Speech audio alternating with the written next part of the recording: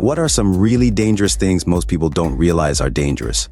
Before we start with the first story, please hit subscribe and ring the notification bell to stay updated with us.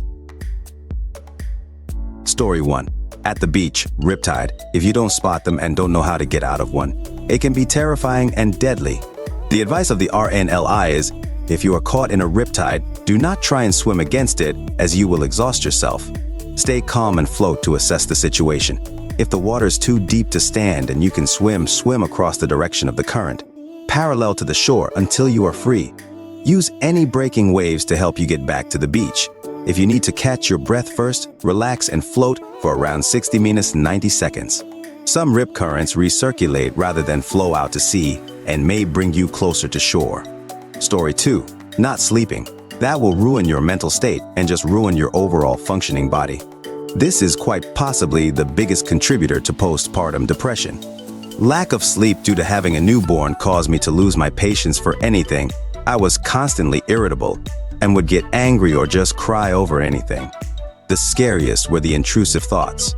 These range from person to person, but can include stuff like thinking someone will break into your house and steal your baby, which was a thought that terrified me for several night feedings, to thoughts of yeeting baby out the window. Lack of sleep can be so severe it causes postpartum psychosis, which is a medical psychiatric emergency. Combine all that with the frustration of not being able to calm a crying baby.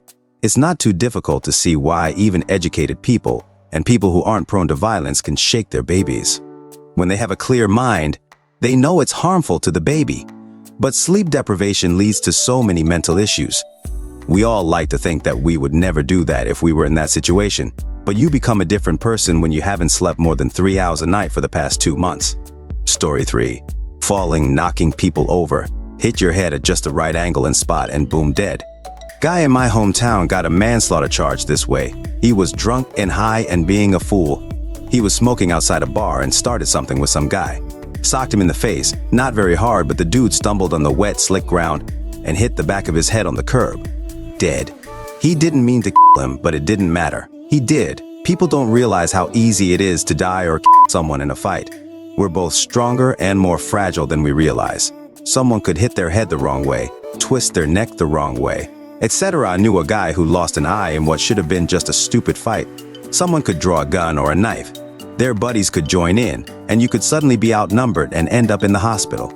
You could be the one who draws in that situation, and even if you didn't instigate the fight and you justifiably shoot someone, the trajectory of your life is now changed forever. Personally, if someone is getting too rowdy in a bar and I feel like trouble is brewing, I settle up and leave. I don't care if I haven't finished my drink, I pay my bill and get out. It's just not worth it, and there's nothing manly about taking stupid risks. Story 4. Driving while not getting enough sleep. Every single morning, local radio, TV news will talk about all of the accidents, many of them with fatalities, that have happened in the past few hours where you live, and the focus is only on how you can avoid them because it might make you late. Driving in general, if that's all people were doing, it probably wouldn't be so dangerous, but it's so normal for folks that they tune out, their minds wander, and they start looking at their phones or staring at clouds. The next thing you know, someone in a Nissan Altima has slammed on their brakes because of a squirrel. A trailer jackknifes in response, and now there's a 36-car pileup and a 2-hour delay. Story 5. Visiting the wrong doctor. The general public will never know what makes a good doctor and what makes a bad one. The standard of care you get from one hospital to the next can be life-changing. My mom got a new doctor 2 years ago after our family doctor retired. And while reviewing her prescriptions, the doctor said, "This one must be wrong. How long have you been taking medicine?" My mom said about 2 years. It's for my insomnia. Turns out nobody is supposed to take that medication for more than 2 to 3 weeks because it causes massive liver damage after that. Doctor didn't even understand why the pharmacy kept dispensing it, regardless of prescription.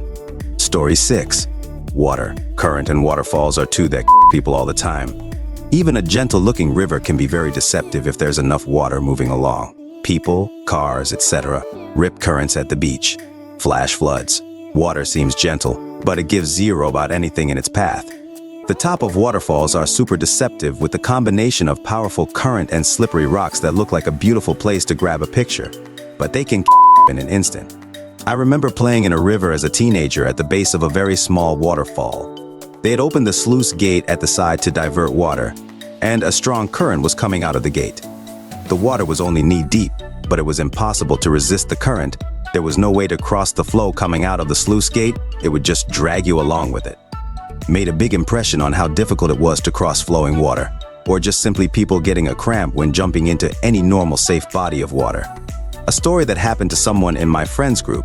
He jumped off a boat and cramped up. His friends were just looking at him laughing, thinking he was making a joke. Took him almost a minute to realize this might not be a joke and barely managed to save him. Story 7. Once we start calling sunburn radiation burns, people will start taking it seriously. One summer I was roofing and put sunscreen everywhere, but my nose I ended up getting second-degree burns and now have small holes, scars on my nose. When I was younger, I didn't realize how bad sunburn could be. I hated the feeling of sunscreen, so I just decided not to wear it one day. What's the worst that can happen? I get a little red. Turns out second-degree sunburn is what can happen. I woke up the next day extremely nauseous, skin bright red. The burns opened up into sores that my family was very surprised somehow didn't scar. For the next 2 weeks, my entire face was covered in weeping open wounds. I don't mean it took 2 weeks to heal. I mean it took 2 weeks for the wounds to close, so my face was only covered in scabs instead of open sores. There was nothing to do about it but wait, and I hid in my room the entire time because I felt so gross. Weeping open wounds, the entire face just wet the whole time. 0/10th experience. And that's actually not even the worst it can get. Story 8. Escalators. The torque produced to lift dozens of people and their luggage will not stop for your limbs. Watch your kids. Carry your pets. Don't be distracted. There are emergency stop buttons at the top and bottom. If you see a problem such as a person falling or loose metal or glass, use the button. Better delayed than traumatized, maimed, or dead. Several years ago, I saw a news segment about a young child whose hoodie laces got caught in the escalator. Someone hit the emergency stop button, but the laces were still pulled so tight that he could not breathe. Fortunately, someone had a knife and was able to cut the laces. He was saved fast enough that there was no permanent damage. I had stopped carrying my utility knife prior to seeing that segment. Now, I always make sure I have one on me. Story 9. Ladders. I came to say this. Falls of all kinds can be deadly, but even a few extra feet off the ground significantly increases the force you'll hit with. Even a small 2 or 3 foot ladder deserves attention. Even landing on your feet and using your knees takes its toll. I knew an Army Ranger who enlisted at 5'6". He left 6 years later at 5 feet 3 inches. The number of parachute jumps, fast rope insertions, and just regular infantry life compressed his spine to where he lost height. He had a great sense of humor about it though. He said what he lost in height he gained in length for the ladies. Something very similar happened to my ex as well. She used to work at a CVS. An older man, probably in his early 60s, worked there too. She didn't know him all that well, just that he was very nice and had been working there for many years. One day, he was using the 3-foot stepladder to restock some hard-to-reach merchandise, and, well, my ex and another coworker found him lying on the floor. They called and tried to resuscitate, but it was too late. My ex went to the funeral, and she told me there were less than 12 people there. Most were co-workers, but his wife of many years, who barely spoke English, was there sobbing uncontrollably. No other family or friends. He's now just gone. My ex was 21 at the time, and it hit her hard. This was about 20 years ago. I think about it all the time because my current partner is short, and we have a 3-foot stepladder in the kitchen so that she can reach stuff on the higher shelves. I told her that story, and I always tell her to be very careful when she uses it. Story 10. There's a newish trend among woodworkers called fractal burning or Lichtenberg burning, where you use electricity to create this cool lightning-like burns across wood. Problem is, it's extremely dangerous. There has already been at least one person who died trying to do it, probably more, but I only remember hearing of one specifically. There's a ton of videos of everyday people doing this, but if you slip up just slightly, you're gonna electrocute yourself. Story 11. Tailgating, especially at speed. I used to just stay quiet if I was in a car with someone and they'd tailgate someone else. After being a firefighter for 2 years and seeing the absolute horrendous things that can happen from people rear-ending others, I will be an absolute if I'm a passenger in a car and the driver is tailgating someone. I don't care how good a driver they claim to be. Story 12, cheaping out on tires for your vehicle. Man, the first time I bought a full set of Michelin tires, I was like, what have I been missing? The difference between those and whatever I could afford at Walmart or wherever was insane. I've only bought those ever since. Walmart sells plenty of expensive tires.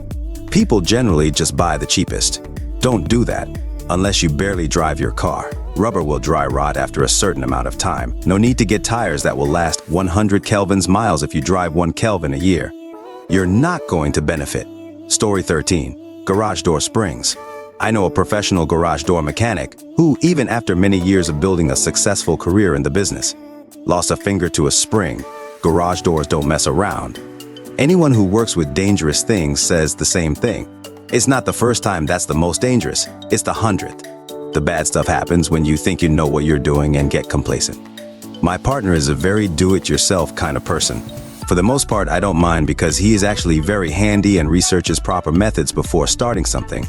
We also have contractor friends who will give us advice or help us with something beyond our depth. When our garage spring broke, I'd already heard so many horror stories, so I made him look me in the eye and swear to me that we would be hiring someone to do the job. LO. He agreed that he had no intention of doing the replacement himself. Thank goodness. Story 14. You know how the basic answer is social media? Well, I'd like to improve that. A dangerous thing people get into so casually every day is arguing with random people. It gets addictive, seeing notifications, seeing upvotes or likes, and reposts. Pretty soon you start postponing work because you have to correct someone or you have to reply ASAP. You lose sleep, you wake up frustrated, you randomly lash out on your loved ones, maybe even your pet. You develop anger and attention problems. I get massive anxiety when someone disagrees with me online, to the point where I have trouble sleeping. Random internet strangers who I will never meet, nor will their comments ever actually affect me or my life, and yet it gives me a panic attack. Honestly, I have a former friend who got impacted by this, went down this horrid anti-vegan pipeline, and started ranting at vegan friends endlessly, posting disgusting and intrusive stuff about them online. Notably, they had behaved largely well previously. My suspicion is that it's more than a form of addiction. It's also at least two other big factors. One is that the absence of body language promotes distrust. There's now loads of evidence on this, a lot of it coming from COVID lockdown research. In-person communications increase trust. Video and even audio communications also partially increase trust. But text communications tend to increase distrust. And another is that text communications provide the emotional distance to enable what is de facto sociopathy. People who would generally behave acceptably in person transition to sociopathy because the text communications enable that emotional distance and thus enable violent, cruel, intrusive behavior that would be unlikely in non-text contexts. Story 15. Antifreeze. It's way more poisonous than you probably think it is, and it has a sweet taste that attracts cats and children. If your cat laps up a teaspoonful, they're pretty much already dead. If your dog drinks antifreeze, the vet usually treats them with vodka. It's like a weekend of vodka and water, and a hungover pup. Don't treat your pet yourself. The vet knows how much alcohol to give over a period of time, since booze is also bad for pets. Alright folks, that's a wrap. If you like more of this, please hit the thumbs up and subscribe to the channel. You can also share your thoughts in the comment below. I'll see you in the next video.